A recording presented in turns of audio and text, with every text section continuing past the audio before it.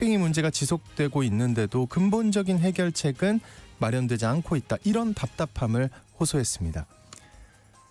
구급대원들이 환자 받을 병원을 찾느라 다들 전화를 돌리는 게 과중한 업무 부담이 되는 건 물론이고요.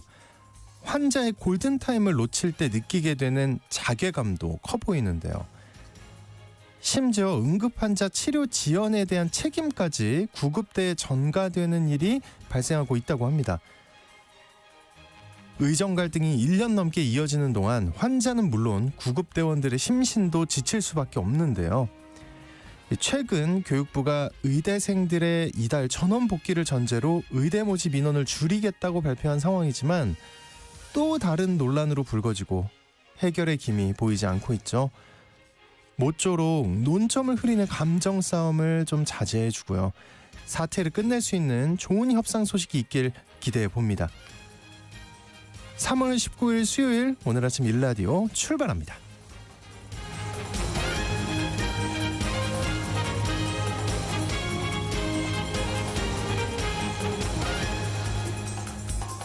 네, 오늘 아침 일라디오 이 시간은 물론 KBS 일라디오의 모든 프로그램은 유튜브 KBS 일라디오 공식 채널이나 모바일 콩 어플리케이션을 통해 실시간으로 함께 하실 수 있습니다. 네, 아침 인사 주신 우리 정실님 반갑고요. 네, 1248님 맞습니다. 네, 참 어떡하죠. 이 응급실 뺑뺑이 이건 빨리 고쳐야 될 것 같습니다. 네, 저도 응급실 몇 번 가본 적이 있는데 환자도 그렇고 이 구급대원들의 마음 정말 우리를 위해 최선을 다해주거든요. 네, 빨리 이 문제가 해결이 됐으면 좋겠습니다. 자, 수요일입니다. 농수한 뉴스 모아서 전해드리고요. 마케팅 아이디 업 시간에는 반려동물 마케팅에 대해 알아보겠습니다. 또 장수직업 시간에는 호감을 주는 중장년 이력서 작성법에 대해 알아봅니다. 자, 오늘 퀴즈 드립니다. 바로 나갈게요.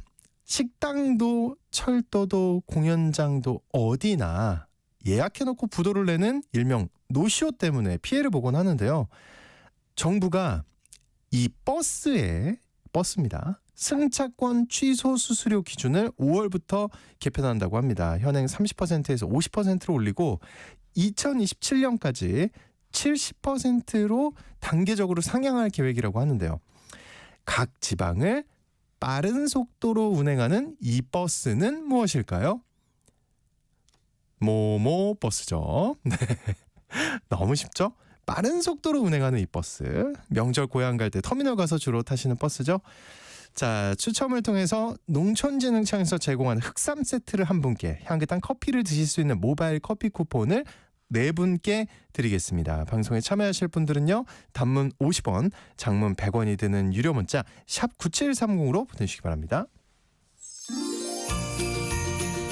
유익한 정보와 살아있는 이야기가 있습니다.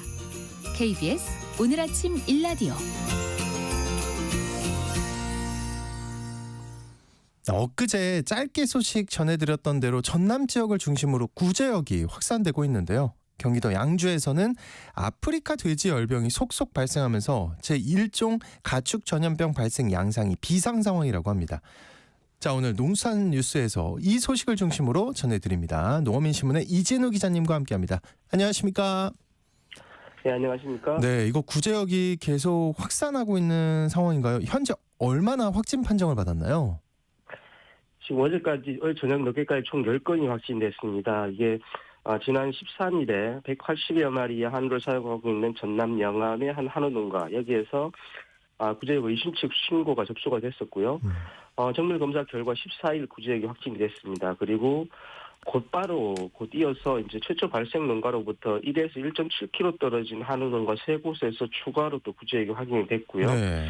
예, 15일에는 또 최초 발생 농가로부터 18km 가량 떨어지긴 했지만은 가까운 전남 무안에서 또 한 곳에서 구제역이 또 확진이 됐습니다.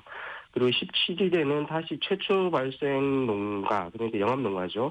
영암농가에서 0.5에서 1.8km 떨어진 한우농가 3곳에서, 그리고 또 어제 저녁 늦게 18일에는 최초 발생 농가로부터 0.85km 떨어진 농가, 이렇게 확인되면서 총 10건으로 지금 늘어난 상황입니다. 아이고, 이게 며칠 안 됐는데 10건이나 발생했다는 거는 확산세가 굉장히 빠른 편 아닌가요? 어떤가요? 그렇습니다. 일단 이 공기 전파도 가능하다고 할 정도로 구지역이라는 질병 자체가 확산한 속도가 굉장히 빠른 질병입니다. 네.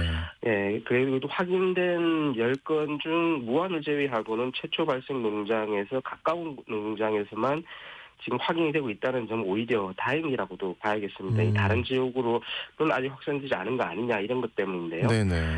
그리고 또 국내에서 사육 중인 우재료 가축, 그러니까 뭐 발굽이 2개로 갈라진 것을 이제 우재료라 부르는데 네. 여기에는 소나 돼지, 염소 등이 이제 해당이 됩니다. 그래서 여기 이런 축종들에 대해서는 모두 일제적으로 백신 접종을 하고 있기 때문에 이 과거처럼 전국 단위로 확산되는 일은 없을 것이다는 게 방역 당국의 입장이긴 합니다. 네, 그래야 될 것 같습니다. 근데 이 1.8km 이내라고 하는 걸 보면은 굉장히 어떻게 보면 좀 밀집해서 한우 농가들이 분포가 돼 있나 봐요. 그렇습니다. 2023년에도 청주하고 정평에서 한 일주일여 만에 총 11건의 구지역이 발생한 적이 있는데요. 이때도 농장들이 굉장히 밀집해 있었는데 이번에도 비슷한 상황이라고 합니다. 그리고 백신을 접종하고 있는 상황이다 보니 이제 첫 번째 농장과 다섯 번째 농장 그러니까 이제 무안 농장을 제외하고요. 문제가 되는 개체만 지금 살처분을 하고 있다고 하니까 현재로서는 소고기 수급에도 큰 문제는 없을 것으로 그렇게 예상되고 있습니다. 네. 자, 그런데 이렇게 궁금함을 가지시는 분도 있을 것 같아요. 백신을 접종하고 있는데 왜 소에서 구제역이 발생한 건가요? 이게 항체가 형성이 안 돼 있는 건가요? 어떤가요? 일단 소는 백신을 접종하면 90% 넘게 훨씬 넘는 수준으로 항체 형성률을 보입니다. 네. 그래서 백신을 하면 구제역에 걸릴 일이 없다고 이야기할 정도인데요.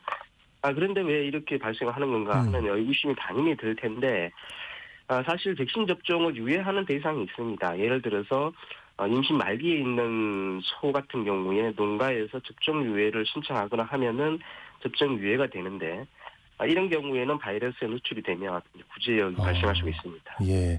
그 백신을 접종하는 게 제일 확실한 방역 대책인 거죠? 그렇습니다. 그래서 원래 이제 내달 1일부터 2주간 전국 우재료 가축을 대상으로 해서 일제 백신 접종이 진행될 예정이었는데요. 그런데 이번에 구제역이 발생하면서 일정을 앞당겨서 지금 진행을 하고 있습니다. 우선 구제역이 발생한 영암과 무안에 대해서는 어제까지 일제 접종을 완료했다 이렇게 이야기하고 있고요. 전남 도구 같은 경우는 이번 주까지 그리고 전국을 대상으로는 이달 말까지 백신 접종을 완료할 계획이라고 합니다. 백신 접종은 내해 지금 이어져 왔던 것이기 때문에 백신을 수급하는 데는 네. 문제가 없다고 합니다. 다행입니다. 자, 또 이런 와중에 아프리카 돼지열병도 산발적이긴 하지만 계속 확인이 되고 있는 상황이라고요. 그렇습니다. 이게 지난 16일이었습니다. 6천 마리 정도 규모의 양돈장에서 아프리카 돼지열병이 확진이 됐는데 이게 양주였습니다. 네. 근데 양주가 지난해 12월 16일 그리고 올해 들어서 1월 20일과 28일 그리고 이렇게 이번까지 이렇게 해서 3개월여 만에 4건의 아프리카 돼지열병이 발생을 했습니다. 그래서 우려가 커지는 대목이기도 한데요. 왜냐하면은 구제역하고는 다르게 아프리카 돼지열병은 아직까지 상용화된 백신이 없고요. 또 걸리면 폐사한다 이렇게 보면 될 정도로 치사율도 상당히 높기 때문입니다. 백신이 없군요. 아프리카 돼지열병은. 네. 자, 그러면 이건 농장 단위에서 방역 조치를 좀 철저하게 하는 거 말고는 방법이 없겠네요. 그렇습니다. 그래서 농장 내외부에 대한 철저한 소독은 물론이고요. 매개체로 지목이 되고 있는 게 야생 멧돼지인데 이 야생 멧돼지 출몰 지역으로의 입산이나 영농 활동은 양조농가들은 최대한 자제하시는 게 좋겠고요. 네. 특히 이제 축사로 출입할 때는 소독을 하시는 게 당연하고 또 우리 장화 갈아 신기 등과 같은 방역 규칙은 반드시 준수하는 게 필요한 상황입니다. 그리고 돈사내나 이런 쪽으로는 되도록 안 들어가시는 게 제일 좋겠는데 또 들어가셔야 된다고 하면은 옷은 물론이고 샤워까지 하고 들어가는 게 제일 안전하다고 할 수 있겠습니다. 네. 자, 또 문제가 되는 일종 가축 전염병이죠. 고병원성 조류 인플루엔자인데 이거는 특별 방역 기간이 끝났다고요. 그렇습니다. 이게 15일로 특방 기간이 끝났는데요. 다만 지역별 위험도를 감안해서 유기 경보 단계는 차등적으로 적용을 하고 기존에 강화됐던 검사 체계는 당분간 유지하게 됐습니다. 이게 철새가 북상하는 과정에서도 고병원성 조류 인플루엔자가 발생했던 적이 있기 때문에 이 특방 기간 끝이 났지만 좀 더 조심하자 이런 내용으로 읽히는 대목인데요. 이에 따라서 고병원성 조류 인플루엔자 발생에 따른 내려졌던 방역 지역 이동 제한이 곧바로 해제된 건 아니고요. 네. 철새 북상에 따라서 위험도가 높은 경기, 충남, 충북, 경북 그리고 전북과 전남, 세종 이렇게에는 위기 단계도 여전히 심각 단계로 계속 유지가 됩니다. 네, 계속 긴장을 내려놔선 안 되겠습니다. 자, 농어맨 신문 지금까지 이진우 기자님과 함께했습니다. 오늘 말씀 고맙습니다. 감사합니다.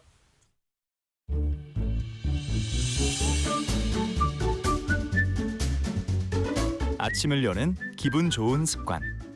KBS 오늘 아침 일라디오.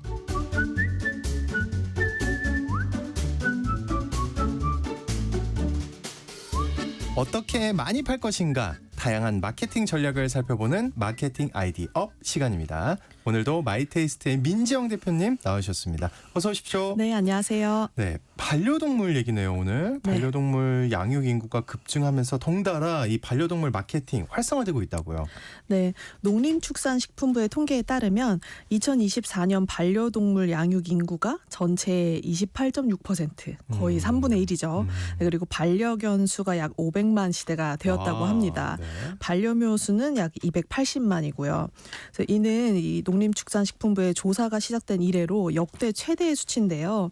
그래서 반려동물을 의미하는 펫과 또 경제, 이코노미를 합쳐서 펫코노미라는 신조어가 생긴 지도 벌써 5년이 넘었습니다. 예. 근데 최근 5년간 가장 많은 스타트업이 생기고 가장 많이 상표가 출원된 분야가 반려동물 산업일 정도로 반려동물 관련 시장이 확대가 되고 있고요.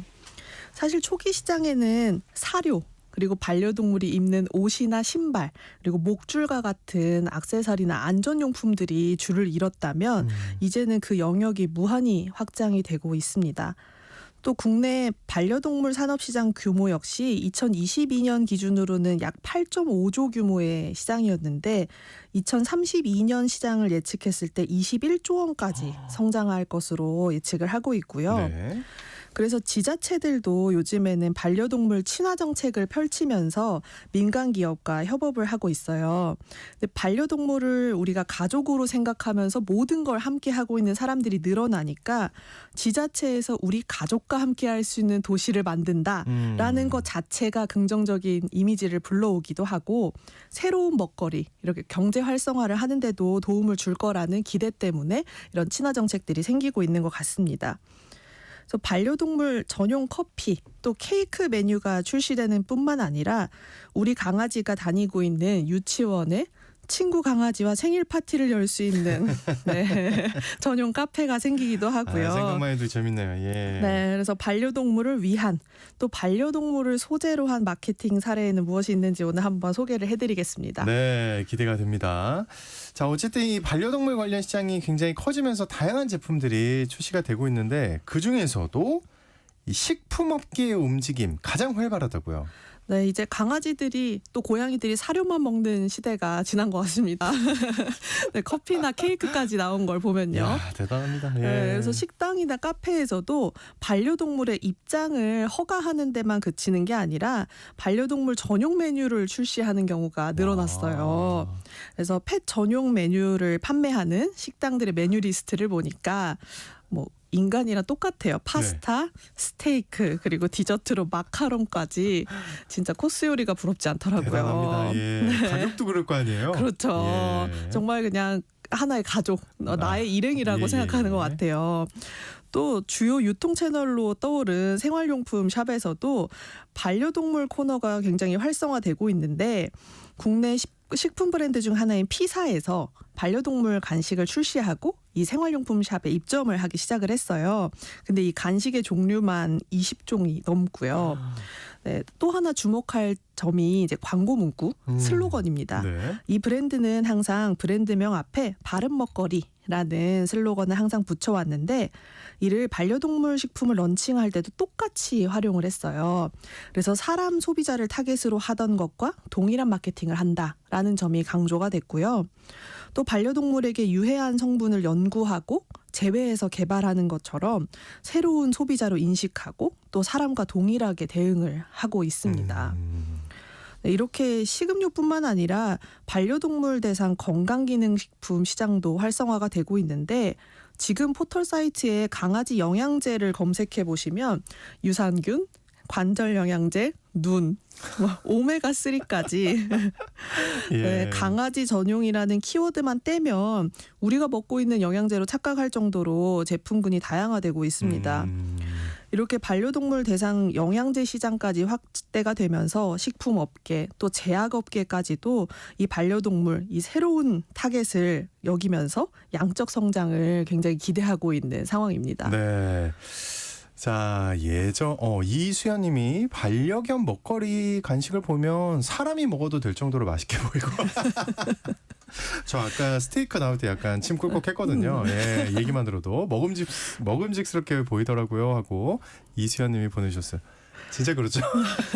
자, 예전에는 근데 반려동물의 출입을 제한하는 노펫존으로 운영하는 공간도 많았는데 이제는 이 반려동물과 여행을 독려하는 지도가 네. 출시가 됐다고요. 지도까지. 네, 예. 맞습니다. 한국관광공사가 곧 있을 3월 23일에 세계 강아지의 날을 맞이해서 출시한 지도인데요. 과거에는 여행을 갈 때 반려동물을 지인이나 전문 업체에 맡기고 사람들만 떠나는 경우가 그렇죠. 있었다면 네. 이제는 반려동물을 데리고 여행을 떠나는 케이스가 많아지면서 여행 산업이 확장된 것도 이렇게 여행 지도를 출시하게 된 배경 중 하나입니다. 강아지를 우리가 보통 댕댕이라고 부르니까 이 여행지도 이름을 댕댕 여행지도라고 네, 귀엽게 또 명명을 네, 하셨더라고요. 댕댕 여행지도. 네, 근데 이 지도는 내비게이션 그리고 지도 앱과 협업을 해서 전국의 명소 중에 반려동물과 함께 가기 좋은 명소들을 추천을 했어요. 그래서 반려동물들이 산책하기 좋은 공원이나 해변 그리고 반려동물과 함께 입장할 수 있는 식당과 카페 또 사진 스팟 등을 추천을 했는데 여기에는 요일별 방문 추이 그리고 주변에 또 갈 수 있는 여행 추천까지 제공을 하면서 특별한 경험을 하고 또 반려동물과의 여행을 풍성하게 만들 수 있도록 했습니다. 네. 근데 이제 반려동물과 함께하는 여행들이 트렌드가 되면서 기존 숙박업소에 단순히 반려동물이 와도 된다라고 허용만 하는 게 아니라 펫 전용 호텔을 만들기까지 한대요. 그래서 부지를 굉장히 크게 하고 이 부지 안에 강아지들, 고양이들 놀이시설, 운동시설, 유치원에 미용실까지 각종 반려동물 전용 시설을 만드는 추세고요. 근데 한편 우리가 반려동물을 직접 데리고 여행을 하는 경우가 많아지면 일반 여행객들의 불편함이나 피해가 또 발생을 할 수도 있잖아요. 네, 그럴 수 있죠. 네, 그래서 한국관광공사에서 댕댕 여행지도를 만든 또 다른 이유가 여기에 있습니다.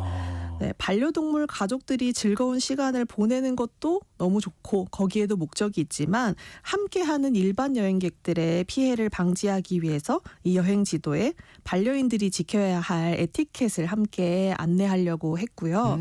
네, 이렇게 산업이 빠르게 확장할 수 있는 만큼 또 생기는 부작용들도 있죠. 같이 네. 홍보나 마케팅에 고려하는 게 중요한 때인 것 같습니다. 네, 너무 잘하는데요. 네. 그 여행 가면 빼놓을 수 없는 게 사진이잖아요. 네. 그 새로운 스마트폰을 출시할 때 움직이는 반려동물을 잘 찍는 방법으로 마케팅을 한 제조사가 있다고요. 네, 우리가 보통 사진으로 마케팅을 한다라고 하면 피사체가 사람이잖아요. 근데 이제 피사체조차도 반려동물로 바꾼 케이스입니다. 이야. 그래서 우리 모두가 일상을 기록으로 남기는데 익숙한데 그래서 스마트폰이 새롭게 출시될 때 스마트폰에 탑재된 카메라의 성능 그리고 필터의 기능들도 나날이 발전을 시키고 이 기능들을 홍보하는 경우가 많습니다. 근데 국내 S사에서 신제품을 출시하면서 AI 그리고 카메라 기능을 홍보하기 위해서 펫 프렌들리 카페와 협업을 했어요. 그래서 카페 공간 안에 반려동물들이 뛰놀 수 있는 잔디밭 그리고 장애물, 놀이기구들을 마련해 놓고 반려동물들이 그 안에서 막 뛰놀 거잖아요. 그러면 우리 사람이 컨트롤할 수 없고 이들의 역동적인 모습을 찍게 하기 위해서 AI 기능이 탑재된 카메라를 통해서 이 모습을 디테일하게 잡고 이야. 네, 심지어 AI가 직접 베스트 포즈를 선정해 주기까지 한다고 합니다. 그리고 스마트폰 얼굴 인식은 이제는 사람만 된다고 생각하시면 안 될 것 같아요.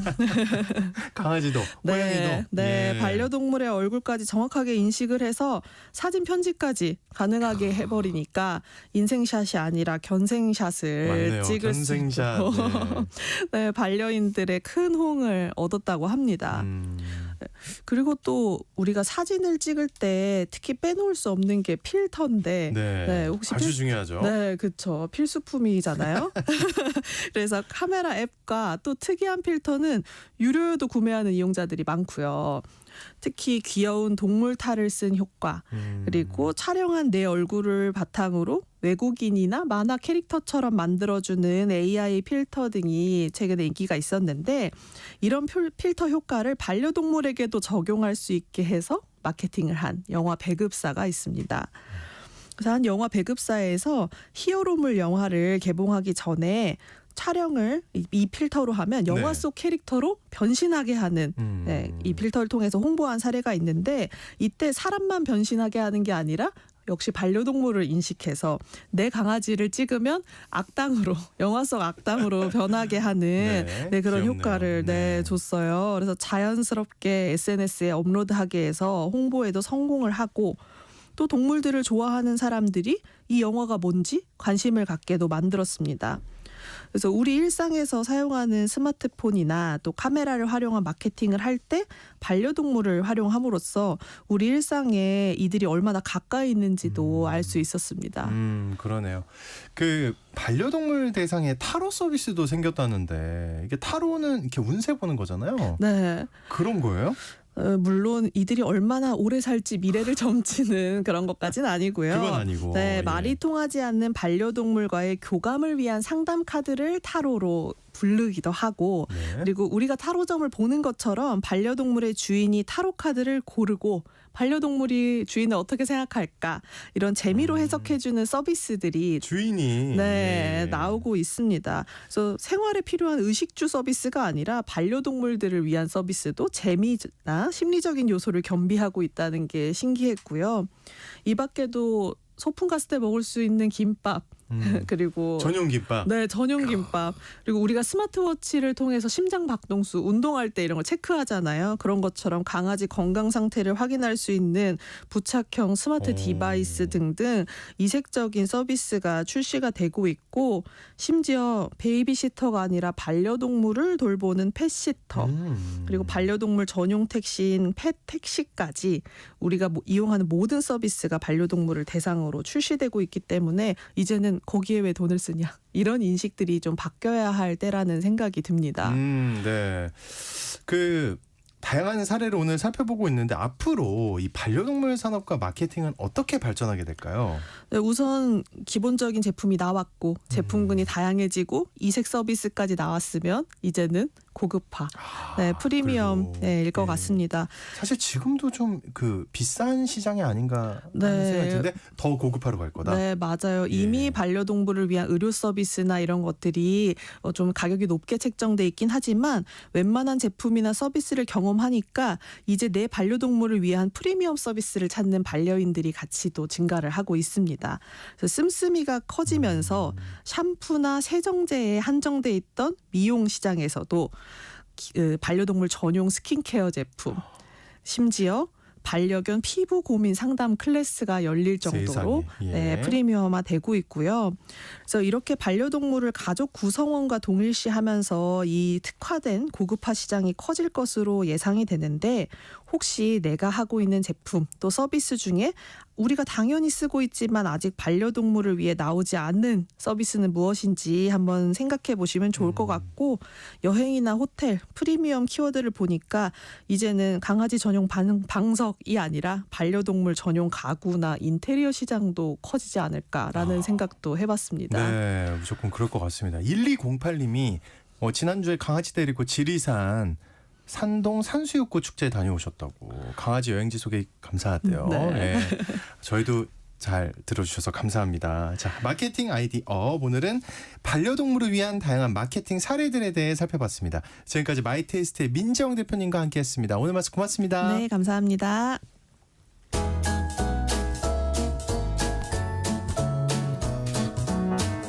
상쾌한 하루의 시작. KBS 오늘 아침 일라디오.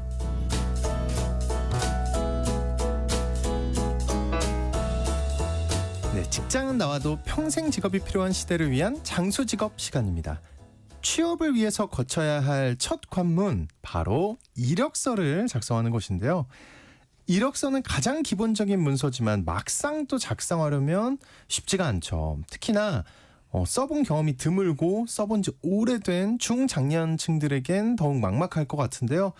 자, 그래서 오늘은 재취업을 준비하시는 중장년층들을 위한 호감을 주는 중장년 이력서 작성법에 대해 알아보겠습니다. 커리어비전의 최진희 대표님 나오셨습니다. 어서 오십시오. 네, 안녕하세요. 그 이력서 지금도 많이 쓰죠, 그죠? 네, 아무래도 겨울보다는 봄에 일자리가 조금 더 많기 때문에 많이 쓸 시기입니다. 근데 이력서로 호감을 주는 작성법이 있나요? 네, 우리가 보통 이력서라고 하면 일반적으로 과거에 썼던 이력서하고 다르게 시대가 변하니까 이력서 쓰는 방법도 변화하는 것 같아요. 예를 들자면 예전 같으면 우리가 이력서 쓸 때 저희 때만 해도 네. 이력서 쓸 같이 때 웃고 싶을 거예요. 인적사항 네. 넣고 학력 넣고 뭐 저 안 경력사항 그랬거든요. 넣고 기본 사항을 이렇게 기본 사항이 넣었는데 있었죠. 그렇죠. 예. 기본 사항을 넣었죠. 그리고 제일 하는 게 경력직 같은 게 중장년은 아무래도 일반 구직자들에 비해서 경력이 있으시니까 본인의 과거의 경력을 이제 경험했던 거를 좀 두드러지게 표현하는 게 가장 중요할 것 같아요. 그래서 중장년 같은 경우에는 우리가 처음에 이력서 쓸 때 이력서 첫 장에 보면 위에 상단에 이력서, 뭐 입사 지원서 이렇게 하고 시작을 하잖아요. 네. 이렇게 쓰기보다는 이력서인지 누구나 아니까 이력서 요거 대신에 내가 뭐 30년 이상의 마케터 전문가라던가 아니면 산업 트렌드를 이끌어가는 뭐 전문가라던가 이력서 대신에 그렇게 본인의 타이틀을 하나 걸어주는 게 훨씬 더 유리하거든요. 그래서 이렇게 조금 시대적으로 변한다라는 거죠. 컨셉을 하나 잡아가지고. 네, 그렇죠. 예. 아무래도 이력서는 면접을 볼 때 가장 기본적인 기초 자료입니다. 이력서를 보고 저희가 면접 질문을 하거든요. 그래서 이력서를 얼마나 잘 썼냐에 따라서 면접도 좀 더 유리하게 작용을 할 수가 있고, 그래서 중장년 같은 경우는 특히 면접을 가면 좀 강하세요. 면접 강하다? 가면 네, 취업률이 높아요. 면접을 잘하신다. 네, 면접을 잘하세요. 그래서 이력서만 통과하면 면접에서는 조금 더 유리하기 때문에 면접 가서 잘해야지 이런 생각보다는 오늘 이력서 쓰는 걸 좀 호감 가는 이력서 쓰는 방법을 알아두시면 더 좋을 것 같습니다. 그러니까 당연히 이제 중장년층 재구직자 재취업을 원하시는 분들도 뭐 경험이 워낙 많으시니까 이력서가 중요한 건 아실 텐데, 그러니까 요즘 트렌드에 맞게 한마디로 방법이 달라졌다는 거잖아요. 그죠? 네, 그렇죠. 그러니까 먼저 경험을 배치하는 게 중요하다. 컨셉을 네. 잡는 게 중요하다. 어떤 게 있을까요? 좀 세부적으로 하나씩 좀 얘기해 주세요. 그러니까 네. 예를 들면 막 인적사항, 학력, 경력사항 이런 거 네. 쓸 때 어떻게 해야 되는지. 아무래도 제가 서류 전형 평가를 하고 실제로 서류를 받아보니까 이렇게 지원해주는 지원자한테 점수를 더 주게 되더라고요. 예를 들자면 예. 인적사항을 쓸 때 우리가 인적사항에는 이름이나 생년월일, 연락처, 주소 뭐 기본적인 이런 개인 정보가 들어갑니다. 그때 예전 과거에는 주민등록번호를 쓰게 돼 있었지만 지금 절대 안 주민등록번호를 되죠. 쓰시면 안 돼요. 예. 그래서 생년월일을 주로 많이 쓰십니다. 생년월일까지 예를 들면 1968년 1월 19일생 이렇게 쓰시거든요. 근데 담당자 이력서를 접수받는 담당자 입장에서는 젊은 담당자가 이걸 접수받을 수도 있거든요. 그러면 2000년생 뭐 이후에 태어난 분들은 1968년이면 몇 살이지? 막 이렇게 계산을 해야 되는 거예요. 그래서 생년월일 가로 열고 거기에 나이를 본인 나이를 써주시면 이것도 하나의 방법입니다. 만 나이로 써야 되는 거죠. 요즘은 이제 법이 다 바뀌어서 다 만나이니까 예, 예. 그렇게 써주시면 이분 몇 세구나 이게 바로 세상에. 이제 알 이 수 있는. 생각을 못했네. 그렇죠. 그게 이제 그 하나의 친구들이 계산을 못한다. 네, 이게 예. 하나의 배려인 거죠. 상대 아. 입장에서. 그러니까 내 얘기만 쓰는 게 아니라 이 사람은 이렇게 상대를 배려하는 이런 모습이 보이는구나. 저희가 이력서 서류를 받아보면 그 사람의 일하는 스타일이나 그 사람의 어떻게 일을 할지 이런 것들이 다 느껴지는 거예요. 그래서 이런 모습들을 좀 보여주면 이것도 하나의 팁이 될 수가 있고요. 네. 또 인적사항에 보면 이메일을 우리가 이메일 주소를 적게 돼 있잖아요. 근데 이메일 주소에 막 뭐 이렇게 약간 욕설 비슷한 것도 있고 그래요? 이렇게 막 약간 이런 본인의 이 사람이 도대체 뭐 하는 사람이야 할 정도의 이메일 주소를 넣는 분들이 계세요. 그래서 그건 안 좋을 것 같은데, 이미지상. 중장년 같은 예. 경우에는 차라리 본인 이름으로 그냥 본인 이름으로 이메일 주소를 다시 만들어서 지원하시는 게 조금 더 유리하고요. 네네. 조금 더 나는 전문성을 어필하고 싶다라고 하면 본인의 직무와 관련된 이메일을 좀 더 강조하시는 게 좋을 것 같습니다. 예를 들어 마케팅하고 뭐 슈퍼마케터, 네네, 골뱅이 그렇죠. 막 이런 식으로. 네네네, 그렇죠. 그런 이미지를 주면 더 그래서 좋습니다. 금방 만드니까요, 이메일 네, 주소. 그렇습니다. 그리고 우리가 두 번째 이제 기본적인 이력서 사항에 경력 사항이 들어가는데요. 과거에는 학력 사항, 인적 사항 넣고 학력 사항 넣고 경력 사항이 들어갔는데 중장년 같은 경우에는 내 경력을 어필하고자 하면 학력 사항보다 경력 사항을 먼저 쓰시는 게 조금 더 유리해요. 그래서 이제 인적 사항 밑에 바로 경력 사항으로 바로 들어가는 게 조금 더 낫습니다. 이전 직장에서 경력 정보를 뭐 연대 순으로 좀 나열을 하고 있거든요.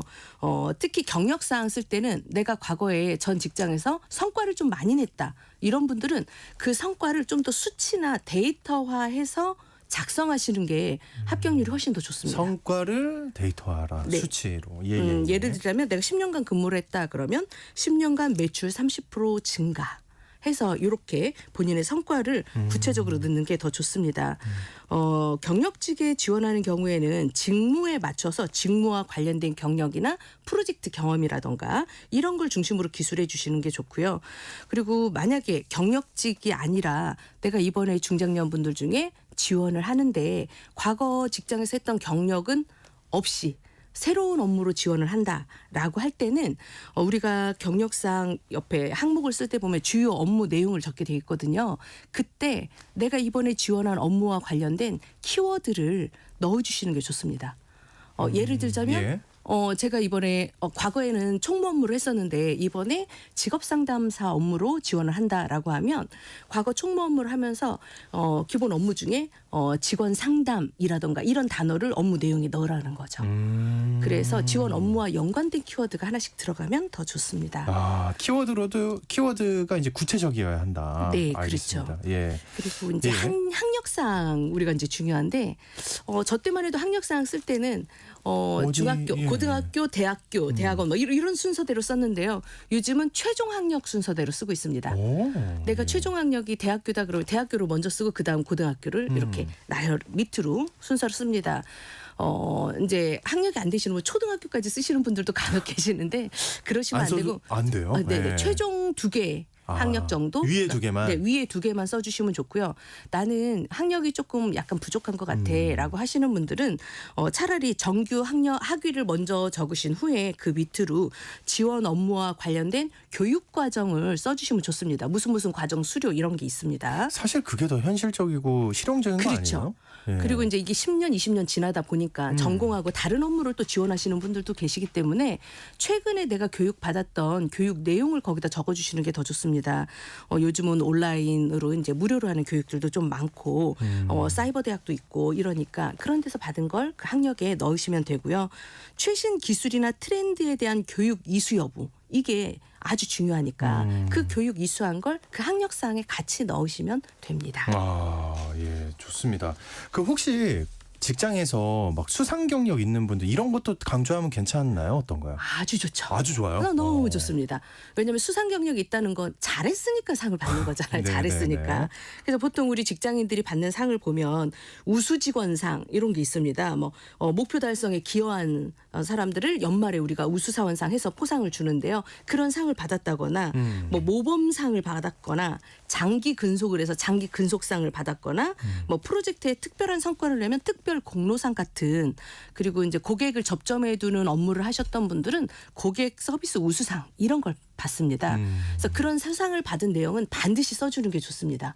저희가 면접 때 이 질문을 하거든요. 질문하기도 좋을 것 같아요. 그렇죠. 상 받은 그리고 얘기니까. 아무래도 수상을 했다는 건 직장 생활을 성실하게 해야만 수상을 그럼요. 받을 수 있으니까 네. 면접에서도 좋은 인상을 받으니까 수상 내역을 꼭 써주시고요. 좀 주의해야 될 것 중에 하나가 자격증을 쓸 때 있는 자격증을 다 쓰시는 분들이 계세요. 그러면 안 됩니까? 안 됩니다. 잘못 써서 자격증을 오히려 독이 되는 경우가 있어요. 예를 들자면 요양보호사를 지원하시는데 미용사 자격증을 쓰신 거예요. 과거에 했던 미용사 자격증을. 그러면 이렇게 미용사 자격증을 썼을 때 간병이나 요양보호 업무 하다가 너무 힘들면 다시 미용사로 돌아가겠네. 이런 생각을 유추하게 할 수 있기 때문에 자격증 근데 되게 중에도 부정적이다. 전 지금 순간적으로 무슨 생각 들었는지 아세요? 요양보호사면서 미용사 자격증 있으면 머리를 좀 다듬어 주겠네? 그렇지는 않아요. 요양보호사 그래요? 업무 하기도 벅차거든요. 사실은. 죄송합니다. 예, 제가 그래서 현실을 몰랐네요. 예. 이게 이제 본인이 지원하는 업무와 관련된 연관된 자격증만 써주시는 게 중요하고요. 그리고 만약에 나는 자격증이 하나도 없다. 그래서 자격사항을 빈란으로 두시는 분들 계세요. 이거 좋지 않습니다. 운전면허증이라도 적어주시는 진짜요? 게 좋습니다. 오. 네. 이력서상에서 빈칸이 있다는 건 나의 허점을 나타냅니다. 그렇기 때문에 내가 뭐라도 채워라. 네, 그래서 예. 내가 홈페이지에 입력하는 게 아니고 별도의 이력서를 써서 제출하는 거라면 그 이력서상의 빈칸은 줄업새기를 하거나 칸업새기를 해서 꽉 찬 듯이 보이게 하는 게 더 유리합니다. 야, 이 생각은 또 못했네요. 네. 운전면허라도 써라. 네, 그렇죠. 하긴 필요할 수 있죠. 네, 그죠? 그렇습니다. 이거 중요할 것 같은데요. 진짜 조심해야 되는 거. 어떤 게 있어요? 이게 제일 어떻게 보면 핵심 아닌가요? 네, 피해야 되는 거. 피해야 되는 건 경력상을 너무 크게 나열하는 경우. 쫙쫙쫙. 네. 예. 필요한 경력만. 그리고 너무 경력을 나열하다 보니까 이직률이 되게 높은 것처럼 보여질 수 있어요. 그렇기 때문에 필수적인 오래 근무했던 걸 중심으로 적어주시는 게 좋고요. 네. 좀 구체적으로 적어주시고 옛날 형식보다는 최근 형식으로 이력서를 쓰시는 게 좋은데 인터넷 잡사이트에 등록했던 걸 서식을 다운로드해서 그냥 쓰시는 분들 계세요. 저희가 서류 받다 보면 이거 잡사이트에서 다운로드한 서식이잖아. 이걸 느끼거든요. 그래서 직접 그거보다는 본인이 이력서를 직접 작성해서 쓰시는 게 더 유리하고요. 그리고 챗GPT 활용하는 건 어떻습니까? 자기소개서에서 챗GPT도 못 쓴다면 챗GPT를 도움을 받아서 기본적인 걸 쓰시고 나서 기본만. 수정은 본인 걸로 반드시 바꾸셔야 됩니다. 그럼요. 그럴 때 이건 예. 면접에서 계속 연관되니까 꼭 주의하셨으면 좋겠습니다. 네, 하여튼 오늘은 재취업을 희망하는 우리 중장년분들을 위해서 취업의 첫 관문이죠. 이력서 작성법을 중심으로 알아봤습니다. 제발 도움이 됐으면 좋겠고요. 장소직업 시간 지금까지 커리어비전의 최진희 대표님과 함께했습니다. 오늘 말씀 고맙습니다. 감사합니다. 네, 오늘 퀴즈의 정답은요. 고속버스였습니다. 7922님, 6484님 다 정답 보내주셨고 0316님 정답 보내주셨고요. 진짜 예의 없는 사람 많아요. 어떻게 그렇게 예약 취소라다니요. 화가 나네요. 맞고요. 900 하나님도 요즘은 의자도 편하고 전용 차로로 달리니까 좋다고. 단 화장실 급할 때는 곤란하죠. 너무 두렵지 않습니까? 이거 화장실 좀 만들어줬으면 좋겠어요. 미국처럼. 자, 중복 당첨 여부 확인 후에 홈페이지에 당첨자 올려놓도록 하겠습니다. 전 내일 다시 인사드릴게요. 여러분 모두 좋은 하루 되시길 바랍니다.